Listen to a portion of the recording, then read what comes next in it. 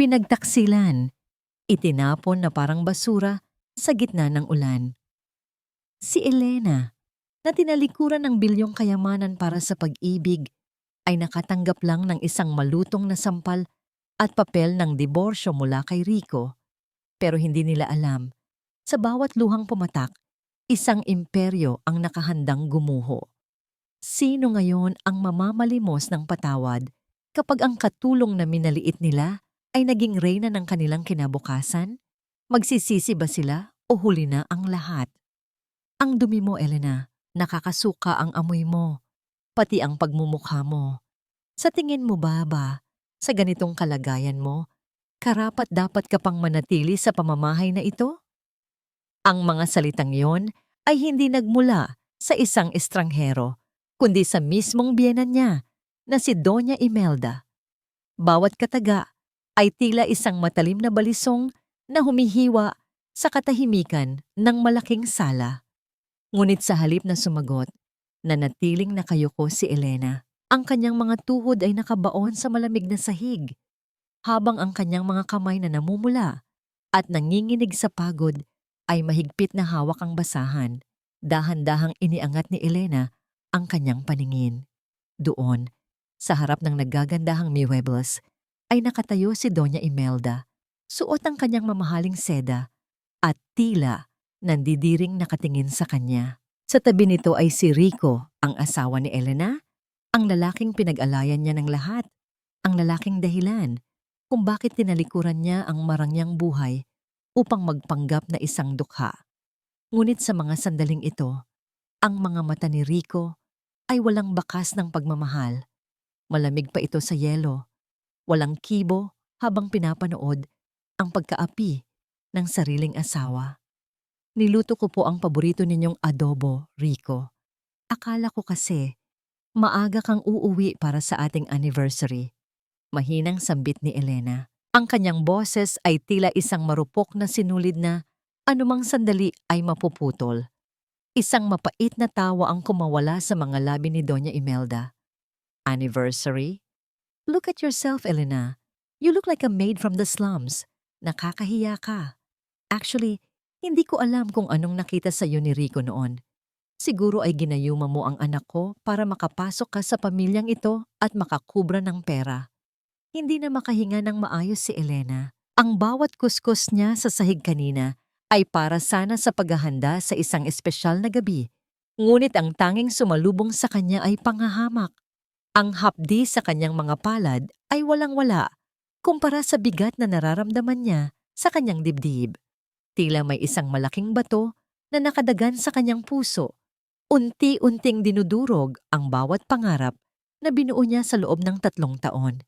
Biglang bumukas ang pinto at pumasok ang isang babaeng nagniningning sa ganda. Si Sabrina. Suot nito ang isang pulang damit na tila sumisigaw ng karangyaan. Ngunit hindi ang ganda nito ang nagpatigil sa mundo ni Elena.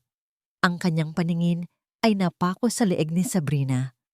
Doon, nakasabit ang isang kwintas na may pendant na hugis luha ng buwaya.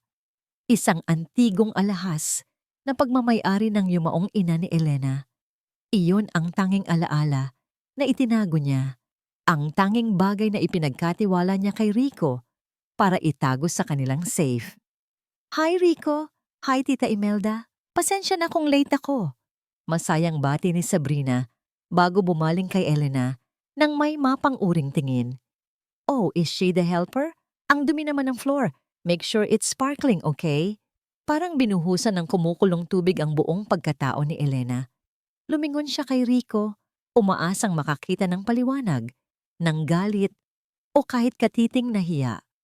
Ngunit lumapit lang si Rico kay Sabrina at marahang hinawakan ang bewang nito. Rico, bakit nasa kanya ang kwintas ni Mama? Ang tanong ni Elena na halos hindi na lumalabas sa kanyang lalamunan. Ibinigay ko sa iyo yon para ingatan, hindi para ipasuot sa ibang babae. Huminga ng malalim si Rico. Bakas ang pagkairita sa kanyang mukha. It's just a necklace, Elena. Sabrina likes it at mas bagay sa kanya kaysa sayo na laging amoy kusina. Huwag mo nang gawing big deal ang maliliit na bagay. Actually, it's better this way. para naman magmukhang may silbi ang lumang gamit na yon. Sa mga sandaling iyon, narinig ni Elena ang tunog ng sarili niyang puso na nagkakapira-pira. Ang katahimikan sa loob ng bahay ay tila naging isang nakabibinging dagundong ng katotohanan. Ang lalaking pinagkakatiwalaan niya ay hindi lang siya ipinagpalit, kundi ninakawan pa siya ng huling alaala ng kanyang nakaraan. Ang silid ay tila umiikot, ang mga kulay ay naglalaho, at ang tanging naiiwan ay ang malamig at madilim na realidad ng kanyang pagtitiis. Naglakad si Rico patungo sa lamesa at kinuha ang isang makapal na sobrang kulay kape. Inihagis niya ito sa paanan ni Elena. Sa gitna ng basang sahig, nakakalinis lang nito. Pirirmahan mo na ang mga papeles na yan, Elena. Tapos na tayo. Sabrina is the one I need for the business and you? You are just a mistake I need to correct. Diretsong sabi ni Rico. Walang bahid ng pag-aalinlangan. Tumingin si Elena sa sobre. Ang salitang petition for nullity of marriage ay tila mga uod na gumagapang sa kanyang paningin. Ang bawat sakripisyo niya, ang pagtatago niya sa kanyang tunay na yaman, ang pagtitiis niya sa bawat mura at sipa ni Doña Imelda, lahat ng yon ay nagtapos sa isang pirasong papel na basang-basa na ngayon ng kanyang mga luha. Tumayo si Elena ng dahan-dahan sa kabila ng pangangatog ng kanyang mga binti. Hindi siya nagsalita, hindi siya sumigaw. Ang kanyang katahimikan ay tila isang nagbabadyang unos na hindi nila napapansin. Tumingin siya sa mga mata ni Rico sa huling pagkakataon. Naghahanap ng kahit anino ng lalaking minahal niya, ngunit isang estranghero na lamang ang naroon. Ito ba talaga ang gusto mo, Rico? Mahina ngunit matatag na tanong ni Elena. Pagkatapos ng lahat ng serbisyo ko sa pamilyang ito, pagkatapos kong ibigay ang buhay ko sa'yo, service? You should be thankful we fed you for 3 years, sabat ni Doña Imelda habang tinitingnan ng kanyang mga kuko. Now, sign it and leave. May dinner party pa kami ni Sabrina at ayaw naming makakita ng basura sa harap namin. Kinuha ni Elena ang panulat na inabot ni Sabrina nang may mapang-asar ng ngiti. Ngunit bago niya idampi ang dulo nito sa papel, isang malakas na katok sa pinto ang bumasag sa tensyon. Pumasok ang isang lalaking naka-Amerikana. Seryoso ang muka at may bitbit na itim na briefcase. Good evening. I am Attorney Mateo San Jose, the head counsel of the Vargas Group of Companies. Pahayag ng lalaki. Napatigil sina Rico at Doña Imelda. Ang pangalang Vargas Group ay kilala bilang pinakamayaman at pinakamakapangyarihang korporasyon sa bansa. Ang kumpanyang matagal na nilang gustong makuha ang atensyon para sa isang investment. Attorney, what a surprise! Bakit po kayo napadalaw? Mabilis na lumapit si Rico, pilit na nagpapakitang tao. Hindi tumingin ang abogado kay Rico. Sa halip, lumakad ito ng diretso patungo sa kinaroroonan ni Elena na nakatayo pa rin sa basang sahig. Yumukod ang abogado ng malalim, isang senyales ng mataas na paggalang na tanging para sa mga hari at reyna lamang. Senyorita Elena, wika ni attorney, Mateo sa boses na narinig ng lahat sa loob ng silid. The board is waiting for your decision. Isasara na ba natin ang lahat ng daloy ng pondo sa kumpanya ng mga santa? Maria ngayong gabi? Nanlaki ang mga mata ni Rico. Ang baso ng wine na hawak ni Doña Imelda ay dahan-dahang nadulas sa kanyang kamay at nabasag sa sahig. Ang lahat ay natigilan habang si Elena ay dahan-dahang lumingon sa kanila.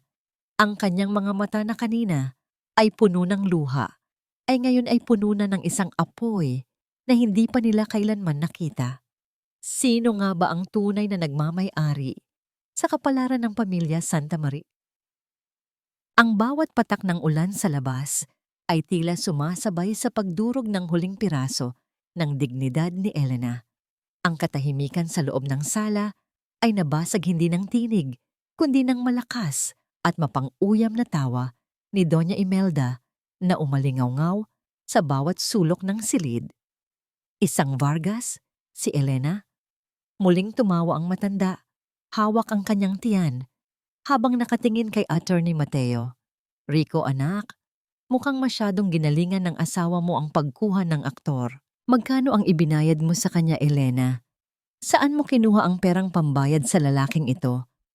Ninakawan mo ba ang kahadiyero ko? Maging si Rico ay napailing. Ang kanyang mukha ay puno ng pandidiri kaysa sa gulat. Elena, hindi mo na kailangang magpanggap. We already know who you are. Isang ulila na walang pinag-aralan. Ang pagdadala ng isang lalaking naka-Amerikana at pagsasabing siya ay mula sa Vargas Group ay isang desperadong hakbang. Nakakaawa ka na. Hindi kumibo si Elena. Nanatili siyang nakatayo. Ang kanyang buhok ay bahagyang gulo-gulo mula sa pagtatrabaho sa kusina. At ang kanyang mga kamay ay marumi pa rin mula sa paglilinis ng sahig. Sa kabilang banda, si Attorney Mateo ay nanatiling kalmado.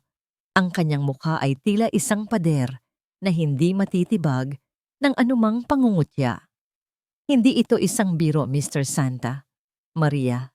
Seryosong wika ni Mateo habang dahan-dahang binubuksan ang kanyang briefcase. Hawak ko ang mga dokumentong nagpapatunay na si Elena Vargas ay ang kaisa-isang tagapagmana ng Vargas Group of Companies at simula sa gabing ito, lahat ng tulong pinansyal na dumadaloy sa inyong kumpanya na palihim na iniutos ni Senyorita Elena ay ganap ng puputulin. Biglang lumapit si Sabrina, ang kanyang mukha ay namumula sa galit. You're lying. Rico, huwag kang maniniwala sa kanila. Pakitang tao lang ang lahat ng ito para hindi mo siya hiwalayan. Mabilis niyang kinuha ang baso ng wine sa lamesa at walang pakundangan itong ibinuhos sa mukha ni Elena. Ang malamig na likido ay dumaloy sa pisngi ni Elena, humalo sa kanyang mga luha. Ang bango ng alak ay tila isang lason na sumusulasok sa kanyang ilong. Ngunit hindi kumilos si Elena. Hindi siya gumanti. Hinayaan niyang pumatak ang alak sa kanyang luma at kupas na damit. Lumayas ka na! Bulyaw ni Doña Imelda habang itinuturo ang pinto. Hindi namin kailangan ng isang baliw at ng kanyang kasabwat sa bahay na ito. Rico, itapon mo na ang basurang yan sa labas. Hinawakan ni Rico ang braso ni Elena nang napakahigpit, sapat na para mag-iwan ng marka sa kanyang balat. Kinaladkad niya ang sariling asawa patungo sa pintuan habang bumubuhos ang malakas na ulan sa labas. Walang pakialam si Rico kung mababasa ang kanyang mamahaling sapatos o kung gigiginaw ang babaeng minsan niyang pinangakuan ng habambuhay na proteksyon. Huwag ka nang babalik dito, Elena. Sabi ni Rico bago siya marahas na itinulak palabas. Hanapin mo ang sarili mo sa putikan dahil doon ka naman talaga nababagay. Ang tunog ng pagsasara ng mabigat na pintong kahoy ay tila isang hatol ng kamatayan para sa nakaraan ni Elena. Napaupo siya sa basang semento. Ang ulan ay tila humahagupit sa kanyang likuran. Ang bawat patak ng tubig ay kasing lamig ng bawat salitang binitawan ni Rico. Sa loob ng 3 taon, tiniis niya ang lahat. Ang gutom, ang pagod, ang panglalait, lahat para sa pag-ibig na akala niya ay totoo. Dahan-dahan siyang tumayo, ang kanyang mga paang walang sapin ay naramdaman ang bawat talim ng maliliit na bato sa kalsada. Naglakad siya sa gitna ng kadiliman, walang direksyon, tanging ang hagulgol ng hangin ang kanyang kasama. Naalala niya ang kanyang ina, ang huling habilin nito na huwag susuko sa buhay. Isang mapait na ngiti ang sumilay sa kanyang mga labi habang iniisip ang kwintas na suot ni Sabrina, ang huling alaala na ninakaw sa kanya. Ma, patawarin niyo po ako, bulong ni Elena sa gitna ng dagundong ng kulog. Masyado akong nabulag sa pag-ibig na walang halaga. Ang kanyang paningin ay nagsimulang lumabo. Ang bawat hakbang ay tila nagiging mas mabigat hanggang sa maramdaman niya ang unti-unting paghina ng kanyang mga tuhod. Sa gitna ng malabo niyang paningin, nakita niya ang liwanag ng isang sasakyang papalapit. Hindi ito bumubusina, kundi marahang huminto sa kanyang tabi. Ang paghinto ng makina ng isang marangyang sasakyan ay tila isang hudyat ng pagtatapos ng kanyang paghihirap. Bumukas ang pinto at lumabas si attorney. Mateo, bitbit ang isang payong upang hindi na muling mabasa ang kanyang senyorita. Inalalayan niya si Elena na tila isang marupok na kristal na anumang sandali ay magkakapira-pira. Senyorita Elena, tama na po. Malambot na wika ni Mateo. Ang iyong pagtitiis ay may hangganan at ang kanilang paniningil ay magsisimula na. Isinakay ni Mateo si Elena sa loob ng mainit na sasakyan. Doon, sa katahimikan ng gabi, lumingon si Elena sa malaking bahay ng mga Santa Maria na unti-unting lumalayo sa kanyang paningin. Ang kanyang mga mata, na kanina ay puno ng pait, ay ngayon ay tila naging isang malalim at madilim na karagatan ng determinasyon. Mateo, tawagin ni Elena. Ang kanyang boses ay hindi na nanginginig. Gawin mo ang lahat. Siguraduhin mong mararamdaman nila ang bawat sentimo na nawala sa akin. Hindi lang pera ang kinuha nila. Kinuha nila ang tiwala ko. Ngumiti ng bahagya si Mateo habang pinapaandar ang sasakyan. Isang tawag mo lang, senyorita, at guguho ang kanilang mundo bago pa sumikat ang araw. Ngunit sa kabila ng pangakong ito, may isang katanungang naglalaro sa isip ni Elena habang hawak ang kanyang nanginginig na mga kamay. Sa pagbabalik niya sa kanyang trono, magagawa pa kaya niyang mahanap ang piraso ng sarili na nawala sa putikan? At hanggang saan ang kayang gawin ng mga Santa Maria kapag nalaman nilang ang basura na itinapon nila ay ang tanging hangin na nagpapanatili sa kanila sa ibabaw? Biglang tumunog ang telepono ni Mateo. Isang mensahe ang pumasok na nagpabago sa ekspresyon ng kanyang muka. Senyorita, wika ni Mateo habang nakatingin sa daan. Hindi lang pala tayo ang nagmamasid sa kanila. May isa pang kumpanyang nagtangkang bumili ng lahat ng utang ng mga Santa Maria sa oras na ito. Napakunot ang noo ni Elena. Sino ang taong nais ding pabagsakin ng pamilya ni Rico? At kaibigan ba ito o isang mas malaking kaaway na naghihintay sa dilim? Ang bawat sugat sa kanyang puso ay tila naging isang matigas na baluti sa kanyang pagbabalik. Hindi na ang mahinang si Elena ang nakatingin sa malaking salamin ng marangyang silid, kundi ang nawawalang prinsesa ng pamilya Vargas na handa nang bawiin ang lahat. Ang sikat ng araw na sumisilip sa bintana ng mansyon ng mga Vargas ay hindi katulad ng malamig na umaga sa bahay ng mga Santa Maria. Dito, ang hangin ay amoy sariwang bulaklak at mamahaling pabango, malayo sa amoy ng usok at kusina na naging bahagi ng kanyang buhay sa loob ng 3 taon. Dahan-dahang hinaplos ni Elena ang kanyang sariling balat.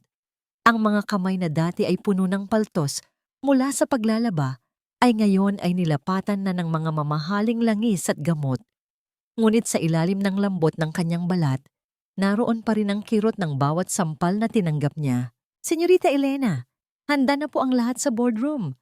Marahang wika ni Mateo pagkatapos ng isang mahinang katok sa pinto. Ang mga board members ay kanina pa naghihintay. Gusto nilang makita ang tunay na tagapagmana na matagal nilang hinanap. Tumayo si Elena. Suot ang isang itim na business suit na tila sumasalamin sa kanyang determinasyon. Habang naglalakad siya sa mahabang pasilyo, ang bawat hakbang ng kanyang takong ay lumilikha ng isang matatag na ritmo sa makintab na sahig. Naalala niya kung paano siya pilit na pinaglakad nang nakayuko ni Doña Imelda para lamang hindi siya makapantay sa tingin nito.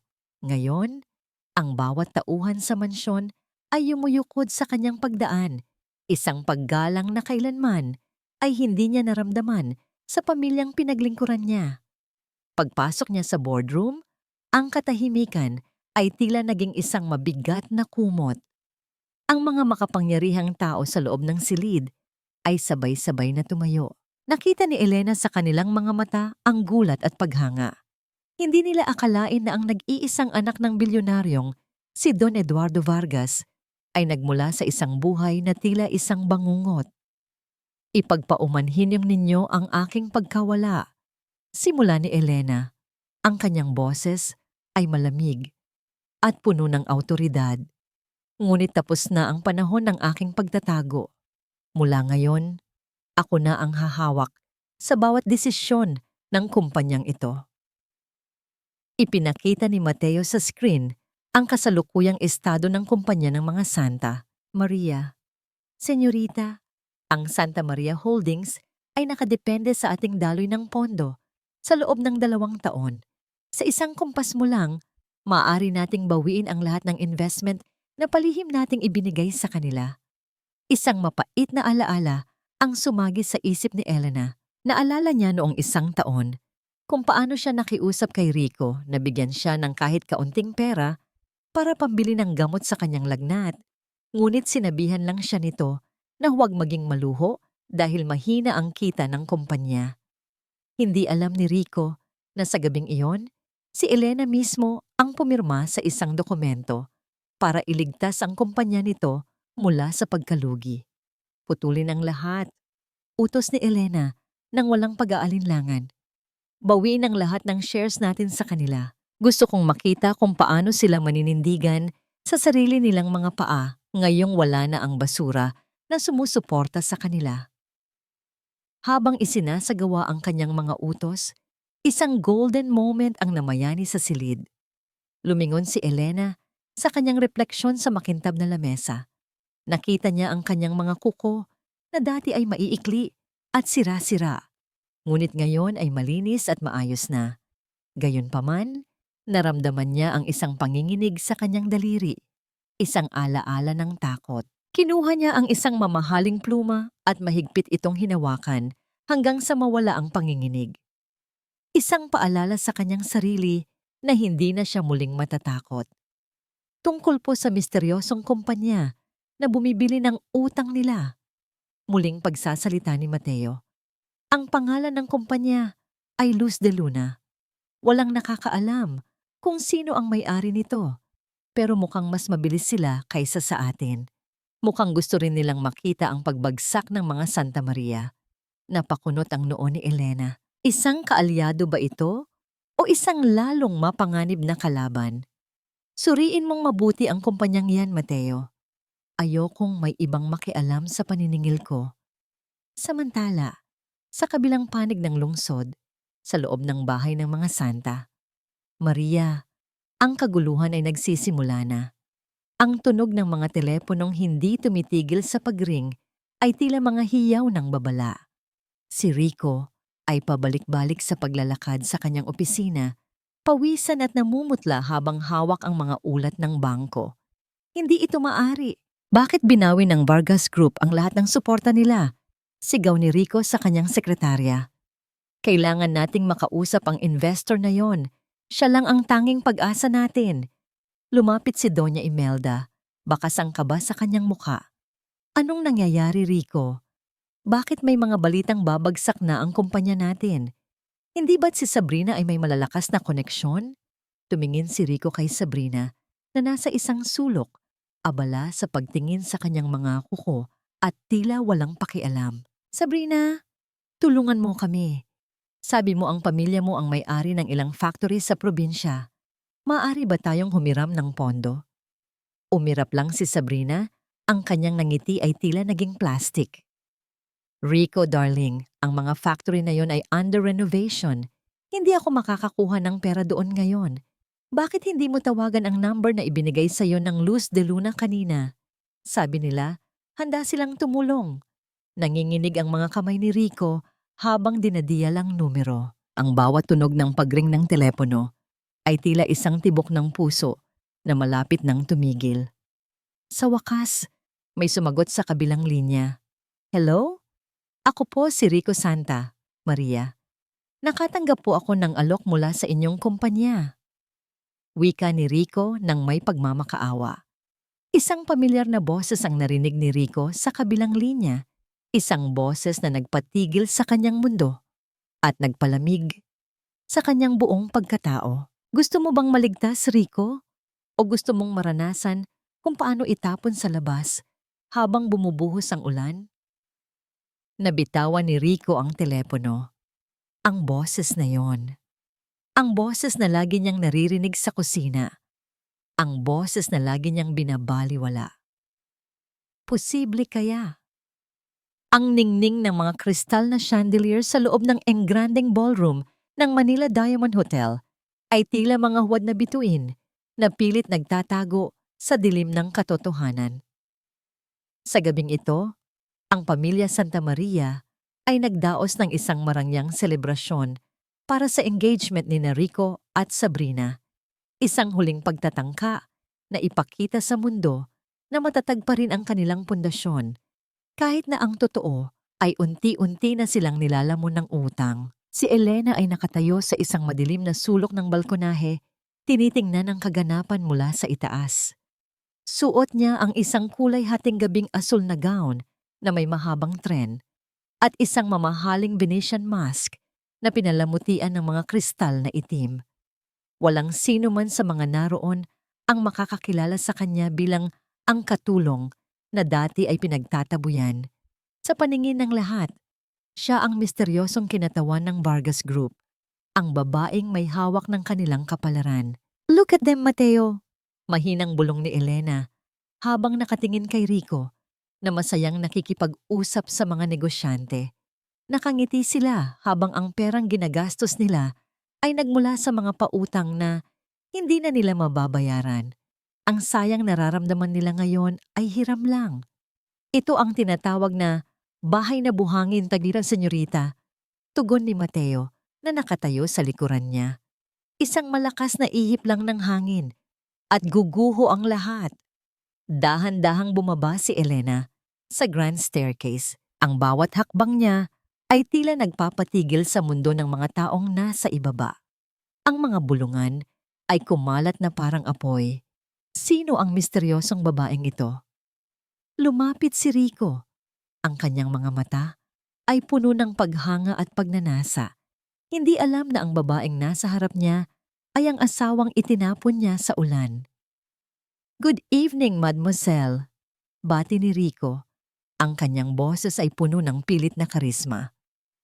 "I am Rico Santa Maria, the CEO of Santa Maria Holdings. It's an honor to have the representative of the Vargas Group in our celebration." Isang malamig na ngiti ang sumilay sa mga labi ni Elena sa ilalim ng kanyang maskara. Hindi siya nagsalita. Sa halip ay inabot niya ang kanyang kamay. Nang hawakan ni Rico ang kanyang mga daliri upang halikan ito, naramdaman ni Elena ang isang pamilyar na kuryente ng puot. Ngunit nanatili siyang kalmado.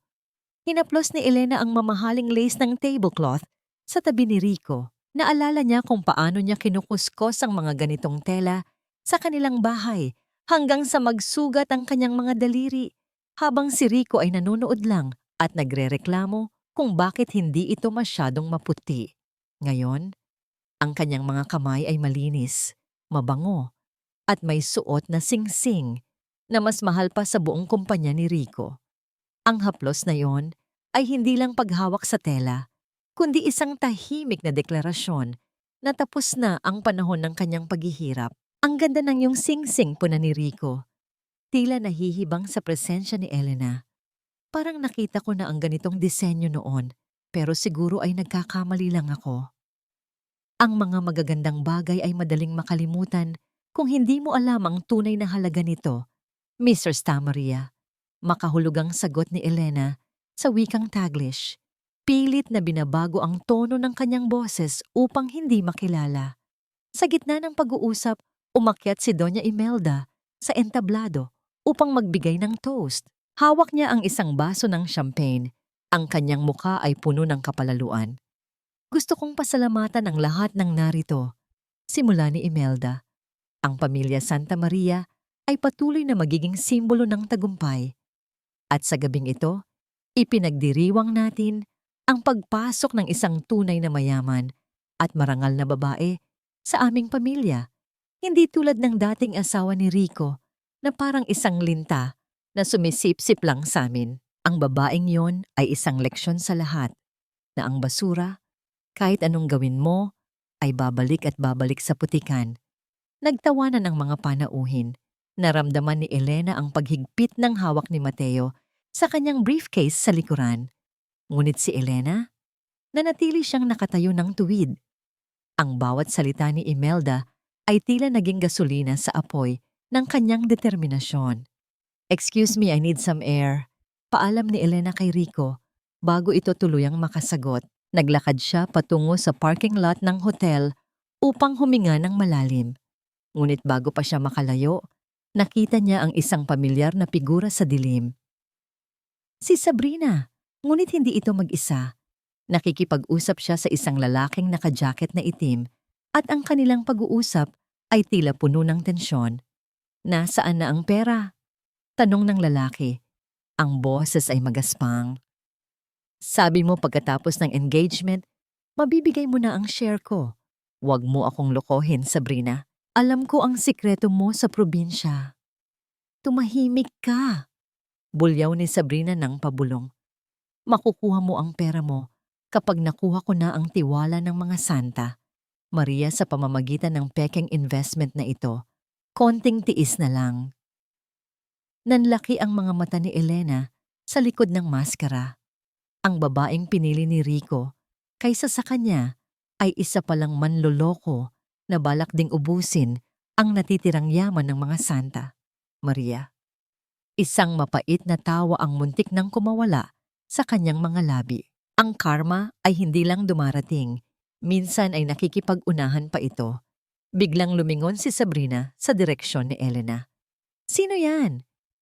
Mabilis na dumapo ang isang kamay sa sahig bago pa man maabot ni Sabrina ang clutch bag. Ang mainit na palad ni Attorney Mateo ang sumalo sa maliit na bag at sa isang iglap, itinago niya ito sa likod ng kanyang Amerikana. Ang kanyang pagkilos ay tila kidlat, mabilis, tahimik at walang iniiwang bakas. "Pasensya na, Binibini," magalang na wika ni Mateo habang tumatayo at humaharang sa pagitan nina Elena at Sabrina. Ang kanyang tindig ay matatag, tila pader na nagpoprotekta sa kanyang reyna. "Masyadong madulas ang hawakan ng bag ng aking kliyente. Maraming salamat sa iyong pag-aalala." Napatigil si Sabrina. Ang kanyang mga mata ay naniningkit sa pagdududa habang tinitingnan si Elena na nakatalikod pa rin at inaayos ang kanyang maskara. "Sino ba kayo? At bakit kayo nagtatago sa dilim?" "Kami ay mga bisita lamang na nais ng kaunting katahimikan," sagot ni Mateo nang may formalidad na nagpatahimik kay Sabrina. "Kung mamarapatin ninyo, babalik na kami sa loob." Hinawakan ni Mateo ang siko ni Elena at inalalayan itong maglakad palayo. Naramdaman ni Elena ang mabilis na tibok ng kanyang puso, hindi dahil sa takot, kundi dahil sa adrenaline ng panganib. Muntik na. Muntik na siyang mahuli bago pa man niya mahigpit ang lubid sa leeg ng mga traidor. Pagbalik sa loob ng ballroom, ang hangin ay puno ng amoy ng mamahaling pabango at kasinungalingan. Nakita ni Elena si Rico na nakaupo sa isang mesa, mukhang balisa at pinagpapawisan habang kausap si Doña Imelda. Ito na ang tamang pagkakataon. "Ibigay mo na sa kanila ang lason, Mateo," utos ni Elena ng pabulong. Ang kanyang boses ay walang bahid ng awa. "Siguraduhin mong matamis ang lasa nito." Tumango si Mateo at lumapit sa mesa ng mga Santa Maria. Inilatag niya ang isang makapal na folder sa harap ni Rico. Ang dokumentong ito ay mula sa Luz de Luna, ang kumpanyang itinayo ni Elena para sa layuning ito. "Mr. Samaria," panimula ni Mateo, "ang aking kliyente sa Luz de Luna ay handang magpautang ng halagang sasagip sa inyong kumpanya at magpopondo sa inyong mga bagong proyekto. Isang signature lang at mawawala ang lahat ng problema ninyo sa mga Vargas." Binuklat ni Rico ang kontrata. Ang kanyang mga kamay ay nanginginig habang binabasa ang mga numero. Napakalaki ng halaga. Sapat na ito para bayaran ang lahat ng utang at buhayin muli ang negosyo. Ngunit may isang bahagi sa kanyang isip ang nagbabala. Masyado itong madali. Masyadong maganda para maging totoo. "Ang collateral!" bulong ni Rico habang nakaturo sa isang pahina. Kailangan kong isanla ang titulo ng bahay na ito, ang mga natitirang lupain sa probinsya, at ang personal kong bank account. Mateo, masyadong delikado ito. Kapag pumalya ang negosyo, mawawalan kami ng matitirhan. Bago pa makasagot si Mateo, hinablot ni Doña Imelda ang papel. Ang kanyang mga mata ay kumikinang sa kasakiman habang tinitingnan ang halaga ng pera. Huwag kang maging duwag, Rico! Mariing bulong ni Imelda sa tainga ng anak, ngunit sapat para marinig ng mga nasa malapit. Ang ama mo ay namatay na talunan dahil takot siyang sumugal. Gusto mo bang maging katulad niya? Tignan mo ang paligid mo. Ang mga taong ito ay naghihintay na bumagsak tayo. Pipirmahan mo ito o hahayaan mong tawanan tayo ng buong Maynila bukas? Lumapit din si Sabrina, ipinatong ang kamay sa balikat ni Rico at bumulong ng may halong panlilinlang. Honey, isipin mo na lang ang future natin. Kapag nakuha natin ang pera, maibabalik natin ang lahat. Unless, hindi mo kaya. Unless kailangan ko pang humanap ng lalaking mas may bayag kaysa sayo. Ang insulto at ang presyon ay tila mga pader na unti-unting dumidiin kay Rico. Tumingin siya sa paligid, sa mga matang mapanghusga, sa kanyang ina na walang habas kung manghusga at sa kanyang mapapangasawa na tila sinusukat ang kanyang pagkalalaki. Sa kabilang banda ng silid, nakatayo si Elena sa may bintana. Hawak niya ang isang maliit na lighter at ang isang piraso ng papel, ang huling sulat na isinulat niya para kay Rico noong nakaraang anibersaryo nila na hindi niya kailanman ibinigay. Pinanood ni Elena ang pagdampi ng apoy sa gilid ng papel. Ang apoy ay dahan-dahang kinain ang mga salitang mahal kita at habang buhay. Naamoy niya ang sunog na papel, isang amoy na sumisimbolo sa pagtatapos ng kanyang pagiging martir. Habang nagiging abo ang sulat at nahuhulog sa kanyang paanan, naramdaman ni Elena ang paggaan ng kanyang dibdib. Wala na ang sakit. Ang natitira na lang ay ang lamig ng hustisya. Paalam, Rico. Bulong niya sa hangin. Ang lalaking minahal ko ay matagal nang patay. Ang nasa harapan ko ngayon ay isang bangkay na naglalakad. Sa mesa, pumikit ng mariin si Rico. Kinuha niya ang mamahaling ballpen. Ang dulo ng panulat ay dumampi sa papel. Lumilikha ng isang lagda na magtatali sa kanya sa habambuhay na pagsisisi. Done, hingal na sabi ni Rico habang iniabot ang kontrata kay Mateo. Ngumiti si Mateo, isang ngiting hindi umabot sa kanyang mga mata. Matalinong desisyon, Mr. Santa Maria. Ipoproseso na natin ang paglipat ng pondo. Umalis si Mateo at lumapit kay Elena. Ibinigay niya ang signal. Agad na kinuha ni Elena ang kanyang telepono at nagpadala ng isang mensahe sa bangko. Execute Order 66. Freeze all assets. Ilang sandali lang ang lumipas. Sunod-sunod na tumunog ang mga telepono sa mesa ng mga Santa Maria. Una ang kay Rico, sunod ang kay Imelda, at huli ang kay Sabrina. Hello? Anong ibig mong sabihing frozen? Sigaw ni Rico sa telepono. Ang kanyang mukha ay namumutla sa takot. Kakasign ko lang ng deal. Dapat may pumasok na pera, hindi nawala. Ma'am, decline po ang credit card niyo para sa payment ng catering. Sabi ng isang waiter na lumapit kay Imelda. Hawak ang card nito. Nagkatinginan ang pamilya Santa. Maria.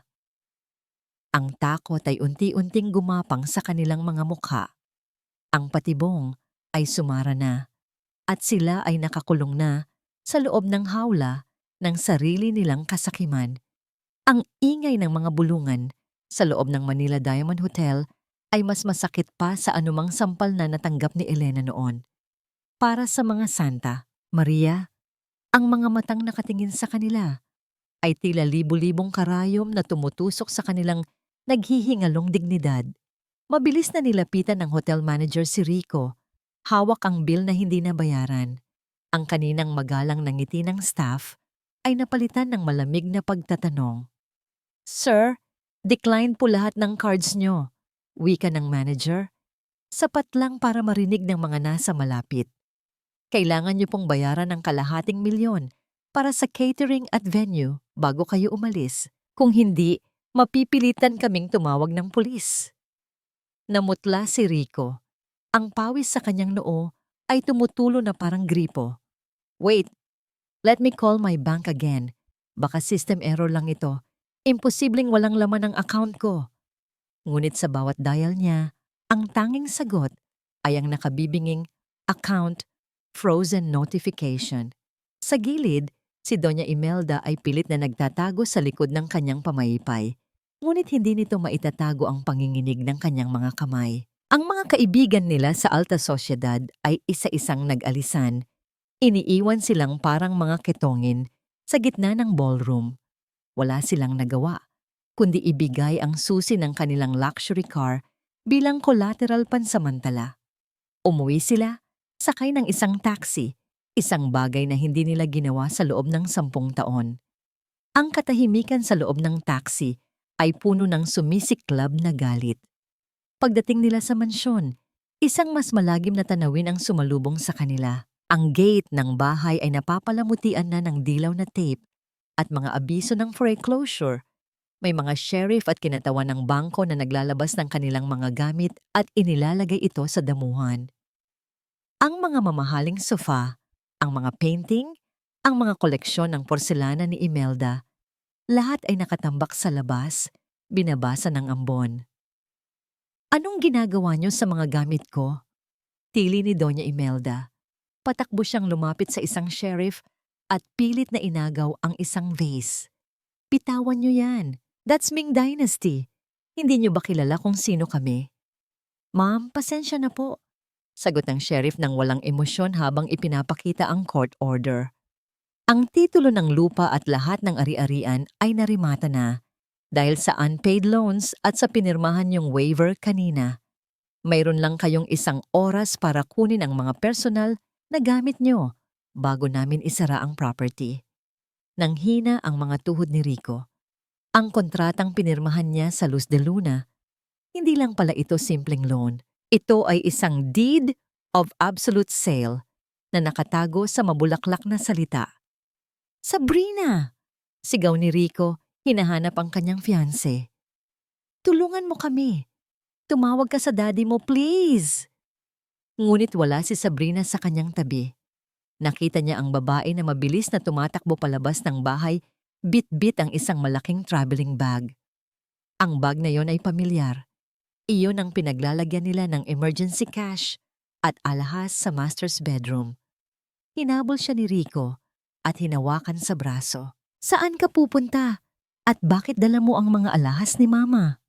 Humarap si Sabrina at sa unang pagkakataon, nakatawid sa mga mata ni Rico ang isang anyo na hindi niya kailanman inakala. Wala na ang malambing na tingin at ang boses na tila musika sa kanyang pandinig. Ang mukha ni Sabrina ay naging kasing tigas ng bato at ang kanyang mga labi ay nakakurba sa isang mapang-uyam na ngiti. Bitawan mo ako, Rico. Nakakadiri ang mga kamay mo. Bulyaw ni Sabrina habang marahas na iwinawaksi ang hawak ng lalaki. Sabrina, anong ibig sabihin nito? Bakit mo dala ang mga alahas ni Mama? Sabi mo tutulungan mo kami. Ang nangangatog na boses ni Rico ay humahalo sa ingay ng ulan. Humalakhak si Sabrina, isang tunog na walang bahid ng pag-ibig. Tutulungan? Rico, wake up! Ginamit ko lang ang pagiging desperado nyo. Ang akala nyo ba ay talagang mayaman ako? Ang mga factory na sinasabi ko? Script lang yun. Akala ko ay marami pa kayong makukuha sa mga Vargas, pero wala pala kayong silbi. Ngayong bankrupt na kayo, bakit pa ako mananatili rito? You scammed us? Bulong ni Rico. Tila hindi pa rin matanggap ang katotohanan. Professional ito, darling. Hindi lang ikaw ang naging biktima ko, pero ikaw ang pinakatanga. Pagtatapos ni Sabrina, bago siya mabilis na sumakay sa isang naghihintay na sasakyan sa kanto, humaharurot ang sasakyan paalis. Iniiwan si Rico na nakatayo sa gitna ng putikan, basang-basa at walang natira. Sa loob ng bakuran, ang kalunos-lunos na kalagayan ni Doña Imelda ay mas masakit pang masdan. Nakaupo ang matanda sa isang basang karton. Yakap-yakap ang isang porselanang estatwa na nabasag na ang braso. Ang kanyang mamahaling seda na damit ay punong-puno na ng dumi at ang kanyang ayos na buhok ay tila isang pugad ng ibon. Ang mga gamit ko, ang mansyon ko. Paulit-ulit na sambit ni Imelda. Ang kanyang mga mata ay nakatitig sa kawalan. Ang bawat luha na pumapatak sa kanyang pisngi ay humahalo sa dumi ng lupa. Lumalapit si Rico sa kanyang ina, ngunit bago niya ito mahawakan, nakita niya sa paanan ni Imelda ang isang lumang tsinelas, ang tsinelas na laging suot ni Elena noon. Kapag naglalaba, kinuha ni Rico ang tsinelas. Ang plastik nito ay manipis na at may tahina ng sinulid dahil sa luma. Naalala niya kung paano niya pinagtatawanan si Elena dahil sa tsinelas na ito. Tinatawag itong basura. Ngayon, sa gitna ng kanyang pagkawasak, naramdaman ni Rico ang isang matinding hapdi sa kanyang lalamunan. Ang basura na tinutukoy niya noon ay ang tanging bagay na tunay na nagmahal sa kanya nang walang kapalit. Niyakap ni Rico ang lumang tsinelas, ang huling bakas ng babaeng kanyang sinayang. Rico! Mahinang tawag ni Imelda. Ang boses ay puno ng panginginig. Nagugutom ako. Wala na ba tayong makakain? Hinalughog ni Rico ang kanyang mga bulsa. Ang tanging nahanap niya ay ilang barya na hindi man lang sapat para bumili ng isang latang sardinas. Ang pakiramdam ng kawalan ng kapangyarihan ay tila isang malaking pader na gumuguho sa kanyang ibabaw. Sa gitna ng kanilang paghihinagpis, isang itim na sasakyan ang marahang huminto sa tapat ng kanilang gate. Bumaba ang bintana nito at doon ay sumilip ang mukha ni Attorney Mateo. Ngunit sa pagkakataong ito, may kasama siya sa likod. Isang babaeng nakasuot ng eleganteng puting damit, malinis, mabango, at tila isang anghel sa gitna ng kanilang impyerno. Si Elena. Tumingin si Elena sa kanila mula sa loob ng sasakyan. Walang galit sa kanyang mga mata, tanging isang malalim na awa na mas masakit pa sa anumang mura. Ang katahimikan ni Elena ay tila isang salamin na nagpapakita sa mga Santa Maria kung gaano sila naging kadumi at kababa. Elena! Elena, tulungan mo kami! Sigaw ni Imelda, pilit na tumatayo at kumakapit sa gate. Patawarin mo ako, anak. Nagkamali ako. Papasukin mo kami sa mansion. Malamig dito sa laba. Hindi kumibo si Elena. Inabot niya ang isang maliit na sobre kay Mateo, na siya namang bumaba at ibinigay ito kay Rico. Ano ito? Tanong ni Rico habang binubuksan ang sobre. Naglalaman ito ng isang resibo ng bayad para sa isang maliit na paupahang kwarto sa isang squatters area sa Tondo at isang sako ng bigas. Iyan ang halaga ng bawat araw na pinagsilbihan ko kayo ng libre. Malamig na wika ni Elena. Ang boses niya ay malinaw sa gitna ng patak ng ulan. Binayaran ko na ang utang na loob ko sa inyo. Mula sa araw na ito, hindi na tayo magkakilala. Elena, please, huwag mo kaming iwan ng ganito. Pagmamakaawa ni Rico, tumatakbo patungo sa sasakyan, ngunit hinarang siya ni Mateo. Ang katahimikan sa loob ng sasakyan ay naging kasing bigat ng isang libingang selyado. Hindi na narinig ni Elena ang susunod na pagmamakaawa ni Rico o ang hagulgol ni Doña Imelda na unti-unting lumalayo sa kanyang pandinig. Ang tanging umuukit sa kanyang isipan ay ang mga salita ni Mateo. Ang puntod ng kanyang ama, si Don Eduardo, ay nilapastangan. Nanginginig ang mga kamay ni Elena habang nakakuyom ito sa kanyang kandungan. Ang bawat kuko niya ay bumaon sa kanyang palad, ngunit hindi niya naramdaman ang sakit. Mas matindi ang hapdi ng kawalang respeto sa huling hantungan ng taong nagbigay sa kanya ng lahat. Sino Mateo? Ang tanong ni Elena. Ang boses niya ay tila nanggagaling sa ilalim ng lupa, malamig, tuyo, at puno ng panganib. Sino ang may sapat na lakas ng loob na galawin ang aking ama? Inaalam pa po ng ating security team, senyorita. Sagot ni Mateo habang mabilis na pinapaandar ang sasakyan sa gitna ng madilim at basang kalsada. Ngunit ayon sa paunang ulat, hindi ito isang simpleng pagnanakaw. Maayos ang pagkakahukay, tila ba may hinahanap silang mahalagang bagay na kasamang ibinaon ni Don Eduardo.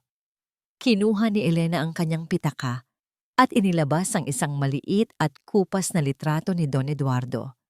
Sa gitna ng dilim ng sasakyan, dahan-dahan niyang hinaplos ang mukha ng ama sa litrato gamit ang kanyang mamahaling seda na manggas. Hindi niya inalintana kung marumihan ang kanyang suot. Ang mahalaga ay maalis ang munting alikabok sa imahe ng lalaking nagturo sa kanya na ang tunay na yaman ay nasa karakter. Isang patak ng luha ang bumagsak sa litrato at agad niya itong pinunasan ng marahan. Tila ba natatakot na masaktan ng ama kahit sa alaala na lamang nito. Pagdating nila sa sementeryo, ang paligid ay nababalot ng makapal na hamog. Ang tunog ng mga yabag ng kanilang sapatos sa basang damuhan ay tila mga tibok ng pusong nagmamadali. Nang makarating sila sa pamilyang mausoleo ng mga Vargas, tumambad kay Elena ang isang tanawing kailanman ay hindi niya malilimutan. Ang marmol na takip ng puntod ay nakabukas. Ang lupa sa paligid ay nagkalat. At ang kabaong ni Don Eduardo ay wala na sa loob. Walang bakas ng karahasan, tanging ang malalim na hukay na tila isang bukas na sugat sa gitna ng gabi. Mateo, tignan mo ito, wika ni Elena. Itinuro ang isang bagay na kumikinanga sa gilid ng hukay. Yumuko si Mateo at pinulot ang isang gintong butones. Isang butones na may tatak ng isang pamilyar na kumpanya, ang Santa Maria Holdings. Nanliit ang mga mata ni Elena. Ang puot na akala niya ay humupa na. Pagkatapos niyang bawiin ang mansyon ay muling nagalab na parang apoy na binuhusan ng gas. Akala ko ay tapos na ako sa kanila. Akala ko ay sapat na ang makita silang namamalimos sa kalsada. Ngunit ang gamitin ng aking ama para sa kanilang pansariling interes, ibang usapan na ito. Senyorita, maaari pong pakitang tao lamang ito para ibintang sa kanila ang krimen. Babala ni Mateo. Masyadong halata ang ebidensya. Hindi mo kilala si Imelda, Mateo. Sagot ni Elena habang nakatitig sa bakanteng hukay. Gagawin niya ang lahat, pati ang makipagkasundo sa demonyo. Makuha lang ang sinasabi nilang Vargas Legacy, ang lihim na account ng aking ama na tanging ang fingerprint at retina scan lamang niya ang makakapagbukas. Biglang tumunog ang telepono ni Elena. Isang hindi kilalang numero ang tumatawag. Nang sagutin niya ito, walang nagsalita sa kabilang linya, tanging ang tunog ng isang makinang medikal, ang ritmo ng isang heart monitor na dahan-dahang tumitibok. Pip, pip, pip. Pagkatapos ay isang boses ng isang matandang lalaki ang bumulong. Isang boses na nagpatindig sa balahibo ni Elena. Elena, huwag kang magtiwala sa kahit kanino. Kahit sa anino mo. Napabitaw si Elena sa kanyang telepono. Ang boses na yon, iyon ang boses ng kanyang ama. Ngunit paano? 5 taon na ang nakalilipas mula nang i-cremate nila ang katawan nito. O iyon ba ang akala nila? Lumingon si Elena kay Mateo, ngunit ang kanyang abogado ay wala na sa kanyang likuran. Sa halip, ang nakatayo roon ay ang misteryosong figura na nakita niya sa dilim ng mansion kanina. Dahan-dahang hinubad ng lalaki ang kanyang hood at tumambad ang isang mukhang hindi inaasahan ni Elena. Ang mukha ni Rico, ngunit hindi ang Rico na talunan. Ang Rico na nasa harap niya ngayon ay may malamig na ngiti at hawak ang isang remote control na may pulang ilaw. Surprise, Elena! Wika ni Rico, ang boses ay puno ng tagumpay. Akala mo ba ay ikaw lang ang may kayang maglaro? Welcome to the second round. Buhay ba talaga ang ama ni Elena? O ito ay isang sopistikadong panlilinlang? At anong papel ang ginagampanan ni Rico sa pagkawala ng bangkay ni Don Eduardo? Akala mo ba Ikaw lang ang marunong magtago ng alas, Elena. Masyado kang naging kampante sa kinalalagyan mo. Nakalimutan mong sa larong ito, ang mga pusong sugatan ang pinakamadaling diktahan. Ang bawat salitang lumalabas sa bibig ni Rico ay tila mga patak ng asidong tumutunog sa pandinig ni Elena. Ang lalaking nasa harap niya ngayon ay malayo sa basang sisiw na iniwan niya sa mansyon kanina. Wala na ang panginginig ng kanyang mga balikat. Wala na ang luha ng pagsisisi. Ang kanyang tindig ay matatag. Ang kanyang mga mata ay nagniningning sa isang uri ng baliw na tagumpay na tila ba ang lahat ng paghihirap niya ay isang mahabang pagtatanghal lamang. Nanatiling nakatayo si Elena sa gitna ng bukas na hukay ng kanyang ama. Ang dumi ng basang lupa ay kumapit na sa laylayan ng kanyang mamahaling damit. Isang malupit na paalala ng kanyang muling pagdausdos sa impyerno ng mga santa. Maria, tumingin siya sa remote control na hawak ni Rico. Ang maliit na pulang ilaw nito ay tumitibok na parang isang babalang hindi dapat balewalain. Nasaan si Mateo, Rico? Ang tanong ni Elena. Ang kanyang boses ay kalmado, ngunit may dalang bigat ng isang paparating na bagyo. Ano ang ginawa mo sa kanya? Tumawa si Rico, isang tuyong tunog na humalo sa hagulgol ng hangin sa sementeryo. Mateo, ang tapat mong aso? Sa tingin mo ba, ang isang katulad niya ay mananatiling tapat sa isang babaeng puno ng paghihiganti? Elena, everyone has a price. At ang presyo ni Mateo ay ang kaligtasan ng pamilya niya na matagal ko nang hawak sa leeg bago mo pa siya nakuha bilang abogado. Sa gitna ng tensyon, napansin ni Elena ang isang maliit na bagay na nakabaon sa putikan sa paanan ni Rico.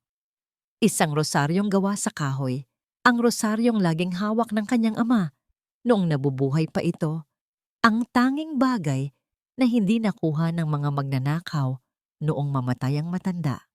Dahan-dahang yumuko si Elena, hindi alintana ang panganib, at dinampot ang rosaryo. Gamit ang kanyang nanginginig na hinlalaki, pinunasan niya ang makapal na putik na bumabalot sa krus nito. Sa sandaling iyon, naramdaman niya ang magaspang na tekstura ng kahoy, isang pamilyar na pakiramdam na nagbalik sa kanya sa mga hapong karga-karga siya ng kanyang ama. Ang dumi sa kanyang mga kuko ay naging simbolo ng kanyang pananatiling matatag sa gitna ng kawalan ng galang. Hinalikan niya ang krus, isang tahimik na panalangin para sa lakas na hindi nanggagaling sa pera, kundi sa dugo. You're sick, Rico, bulong ni Elena habang muling tumatayo. Ginalaw mo ang patay para lang sa pera? Isang legacy na kahit kailan ay hindi mo maiintindihan. Legacy? I don't care about legacy, Elena. I care about survival. Bulyaw ni Rico. Ang kanyang mukha ay namula sa galit. Ipinahiya mo kami. Winasak mo ang buhay ni Mama. Ngayon, ibibigay mo sa akin ang access code sa Vargas Legacy o panonoorin mong maging abo ang kabaong ng tatay mo. Sa isang pindot ko lang. Itinaas ni Rico ang remote. Sa maliit na screen nito, nakita ni Elena ang kabaong ni Don Eduardo na nakasabit sa loob ng isang abandonadong bodega. Napapalibutan ng mga tangke ng gasolina. Ang bawat segundo ng video ay tila isang kutsilyong sumasaksak sa kaluluwa ni Elena. Huwag mong gagawin niyan. Babala ni Elena. Ang kanyang boses ay tila isang bulong ng kamatayan. Then give it to me. Ang biometric scan mo na lang ang kailangan, Elena. Pagkatapos nito, itatapon kita sa kung saan kita nakuha. Sa putikan. Biglang nakarinig si Elena ng tunog ng paparating na sasakyan. Ngunit hindi ito ang sasakyan ni Mateo. Isang convoy ng mga itim na van ang pumasok sa sementeryo. Ang kanilang mga ilaw ay tumutok nang direkta kina Rico at Elena, na tila mga mata ng isang higanteng nagmamasid. Bumukas ang pinto ng nangungunang sasakyan. Isang babaeng nakasuot ng itim na belo ang bumaba. Nang alisin nito ang belo, halos tumigil ang paghinga ni Elena. Si Sabrina. Pero hindi ang Sabrina na manloloko, kundi isang Sabrina na may suot na badge ng International Police. Rico Santa Maria, wika ni Sabrina sa isang boses na puno ng awtoridad at lamig. The game is over. Bitawan mo ang remote na yan bago pa kita gawing target practice. Lumingon si Rico. Ang takot ay muling gumapang sa kanyang mukha. Sabrina? What? What is this? I'm not Sabrina, you idiot. I'm Special Agent Sarah Cruz, tugon ng babae. At ang kumpanyang Luz de Luna na inakala mong kakampi mo, ako ang nagmaniobra niyon sa ilalim ng utos ng Vargas Group para makuha ang lahat ng ebidensya ng illegal money laundering ng pamilya niyo. Ngunit sa kabila ng pagdating ng tulong, nakita ni Elena ang isang bagay na hindi napansin ng mga pulis. Sa anino ng isang malapit na puno, nakatayo si Mateo. Hindi siya nakatali, hindi siya bihag. Hawak niya ang isang baril na nakatutok sa direksyon ni Sabrina. Elena, dumapa ka. Sigaw ni Mateo, ngunit bago pa makakilos si Elena, isang malakas na tunog ng putok ang bumasag sa katahimikan ng gabi. Hindi si Rico ang natamaan, hindi rin si Sabrina. Ang bala ay tumama sa remote control sa kamay ni Rico na naging sanhi ng isang maliit na pagsabog ng kislap. Kasabay nito, ang screen sa remote ay nagpakita ng isang countdown na nagsimulang tumakbo ng mabilis. 10 segundo, Elena, bulong ni Rico, habang ang dugo ay umaagos mula sa kanyang kamay na tinamaan ng mga piraso ng plastik. 10, 9, saan ka pupunta? Sa tatay mo o sa batas? Sino talaga ang tapat kay Elena? Si Mateo ba na bumaril sa remote o si Sabrina na nagpanggap na pulis? At ang pinakamahalaga, ang countdown ba ay para sa kabaong ni Don Eduardo o may mas malaking pasabog na naghihintay sa ilalim ng sementeryong kinalalagyan nila? Ang bawat pitik ng mga pulang numero sa maliit na screen ay tila tunog ng isang palakol na tumatama sa puso ni Elena. 3, 2, 1. Pumikit ng mariin si Elena. Ang kanyang mga kamay ay mahigpit na nakakapit sa rosaryo ng kanyang ama. Inaasahan niya ang isang malakas na dagundong na wawasak sa huling alaala ni Don Eduardo. Ang init ng apoy na lalamon sa kabaong na dapat ay nagbibigay ng kapayapaan. Ngunit sa halip na pagsabog, ang tanging narinig ay ang mahinang huni ng kuryenteng nawalan ng daloy at ang pagtigil ng ulan na tila ba nakiisa sa biglaang katahimikan. Dahan-dahang iminulat ni Elena ang kanyang mga mata. Ang screen sa remote ay naging itim. Walang apoy na nagmula sa direksyon ng bodega.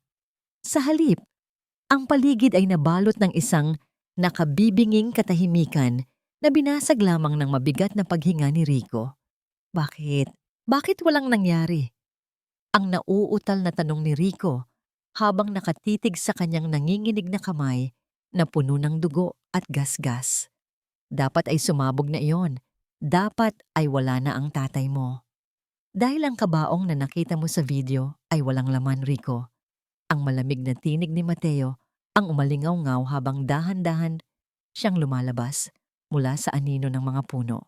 Ang tunay na kabaong ni Don Eduardo ay ligtas na nailipat sa isang pribadong lokasyon 2 oras bago mo pa naisipang hukayin ang sementeryong ito. Nabitawan ni Rico ang sirang remote. Ang kanyang mukha ay naging kasing puti ng mga marmol na lapida sa paligid. Ang lahat ng kanyang plano, ang huling baraha na akala niya ay magpapaluhod kay Elena, ay isa lamang palang detalyadong patibong na inihanda laban sa kanya. Lumapit si Sabrina o Special Agent Sarah Cruz kay Rico at marahas na pinihit ang mga kamay nito sa likuran upang pusasan. Ang bawat tunog ng bakal na naglalapat ay tila isang hatol ng kamatayan sa kalayaan ni Rico. Ang akala mo ba ay si Elena lang ang niloloko mo? Wika ni Sarah habang itinutulak si Rico patungo sa isa sa mga itim na van. 3 taon kaming nag-imbestiga sa money laundering ng pamilya nyo. Si Elena ang nagbigay sa amin ng huling piraso ng puzzle na kailangan namin para mabulok kayong lahat sa kulungan. Nanatiling nakatayo si Elena sa harap ng bakanteng hukay. Dahan-dahan siyang lumuhod, hindi dahil sa panghihina, kundi para dampian ng kanyang palad ang gilid ng lupa. Kinuha niya ang isang dakok ng basang lupa at marahan itong binitawan pabalik sa hukay. Sa sandaling iyon, naramdaman niya ang isang kakaibang ginhawa, ang bigat ng 3 taon na pagtitiis, ang hapdi ng sampal ni Doña Imelda, at ang pait ng pagtataksil ni Rico ay tila sumama sa lupang kanyang hinawakan. Ang kanyang mga kuko na dati ay malinis ay puno na ngayon ng putik. Ngunit sa unang pagkakataon, hindi niya naramdaman na siya ay marumi. Ang dumi ng lupa ay simbolo ng kanyang tagumpay laban sa mga taong pilit siyang ibinaba sa putikan. "Dalhin niyo na siya," utos ni Elena nang hindi man lang lilingon kay Rico. "Elena, patawarin mo ako. Gagawin ko ang lahat." "Elena." Ang hiyaw ni Rico ay unti-unting nilamon ng tunog ng makina ng sasakyan habang pabilis itong umaalis sa sementeryo. Naiwan si Elena at Mateo sa gitna ng hamog. Lumapit ang abogado at ipinatong ang isang makapal na coat sa balikat ng kanyang senyorita. "Tapos na po, senyorita," bulong ni Mateo. "Ang hustisya ay nakamit na natin?" Ngunit ang boses, Mateo. Ilumingon si Elena sa kanyang abogado. Ang mga mata ay puno ng pagtataka. Ang tawag sa telepono kanina, ang boses ni Papa. Kung ang kabaong ay nailipat niyo na, bakit narinig ko siya? Bakit niya ako binalaan? Napakunot ang noo ni Mateo. "Wala pong tumawag sa inyo mula sa aming panig, senyorita. Ang lahat ng komunikasyon ay kontrolado ng NBI para sa operasyon." Kinuha ni Elena ang kanyang telepono mula sa bulsa. Ang call history ay nagpapakita ng isang numero na binubuo lamang ng mga zero. At sa ilalim nito, isang bagong mensahe ang pumasok. "Ang tunay na kaaway ay hindi ang asawang itinapon mo, kundi ang taong nagbigay sa iyo ng korona." Naramdaman ni Elena ang isang malamig na kilabot na gumapang sa kanyang batok. Tumingin siya kay Mateo, ang taong palaging nasa tabi niya, ang taong nag-ayos ng lahat ng kanyang dokumento, at ang taong may hawak ng bawat biometric access ng pamilya Vargas. "Mateo," dahan-dahang tawag ni Elena habang umaatras ng isang hakbang. "Bakit mo alam ang eksaktong oras kung kailan huhukayin ni Rico ang puntod? Gayong ang tanging nakakaalam lang niyon ay si Rico at ang kanyang ina."